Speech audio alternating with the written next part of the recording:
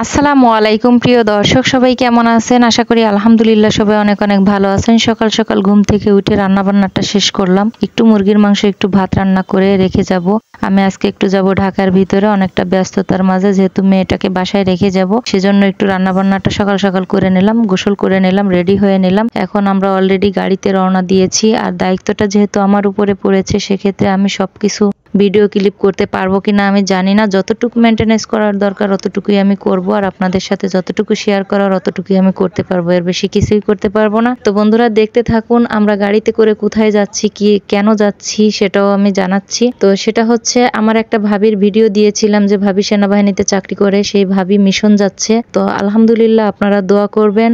29 তারিখ ওনার রাতে ফ্লাইট হবে, আর আমরা 29 তারিখ যাচ্ছি ওনার কাছে দেখা করার জন্য। যেহেতু ওনার ছোট্ট 22 মাসের একটা বাচ্চা আছে, বাচ্চাটাকে একটু মাকে দেখাতে হবে যে কোনো ভাবেই হোক। তো আলহামদুলিল্লাহ আপনারা দোয়া করবেন বাচ্চার জন্য, মার জন্য, যাতে মা সহি সালামতে যে পৌঁছায় এবং সহি সালামতে যেন বিদেশের মাটি থেকে আবার দেশের বাড়িতে ফিরে আসে।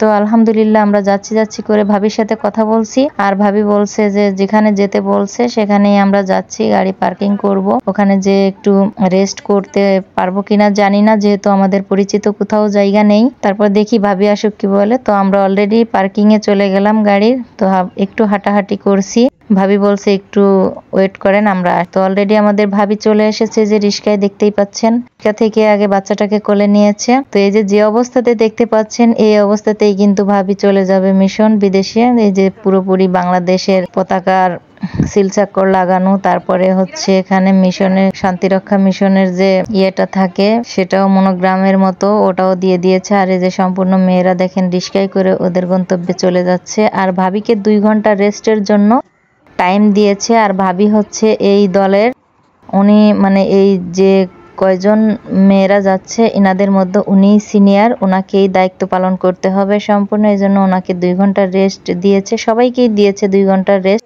কিন্তু কে কোথায় থাকবে, কে কোথায় যাবে, তো এখন আমরা যাব হচ্ছে ভাবির আর একটা জালের বাসায়। সেই জালটাও কিন্তু সেই ভাবিটাও চাকরি করে, এমএএইচে চাকরি করে, উনি থাকে এখানে কোয়ার্টারে।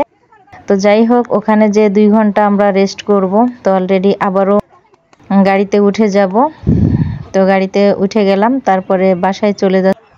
তো বাসায় যাওয়ার পরে সবার সাথে পরিচয় হবে, সবকিছু। আসলে সম্পূর্ণ ভিডিও ক্লিপটা আমি নিতে পারিনি, যেহেতু দায়িত্বটা আমার উপরেই ছিল বেশি, বাচ্চাটা আমার কোলে ছিল। তারপরে আমি গাড়ির সামনে বসেছিলাম। যতই হোক, একটা ভিডিও করতে গেলে কিন্তু সময়ের প্রয়োজন। তো আমরা বাসায় চলে আসছি, অলরেডি বাসায় ঢুকে যাচ্ছি। তো দেখতেই পাচ্ছেন, তো এখানে খাওয়া দাওয়া গোসল যে যা করবে সবকিছু করে নিবে। তো এর মাঝে আর বেশি কিছু দেখাতে পারবো না, আর সবার ফেসটা আমি দেখাতে পারলাম না, দুঃখিত। তো যাই হোক, যতটুকু দেখালাম আলহামদুলিল্লাহ আপনারা অবশ্যই ভিডিওটা দেখে বুঝতে পেরেছেন যে আমরা কতটা কষ্ট আর কতটা জার্নি করে সেখানে গেলাম, আবার চলে আসা অনেক ঝামেলার। তো এই যে ভাবিকে দাঁড়িয়ে দেখতে পাচ্ছেন, এই ভাবির বাসাতেই আমরা গিয়েছি। তো দেখেন সবাই সবার সাথে পরিচিত হচ্ছে, আর অনেকদিন পরেই আলহামদুলিল্লাহ দেখা। আমরা গিয়েছিলাম 4 জন, বড় ভাইয়া, বড় ভাবি, খালাম্মা সহ আমি। তো আমি এতটুকু ভিডিও আপনাদের সাথে শেয়ার করছি। তো আপনাদের কাছে কেমন লাগলো, ভালো লাগলো অবশ্যই লাইক কমেন্ট শেয়ার করতে ভুলবেন না।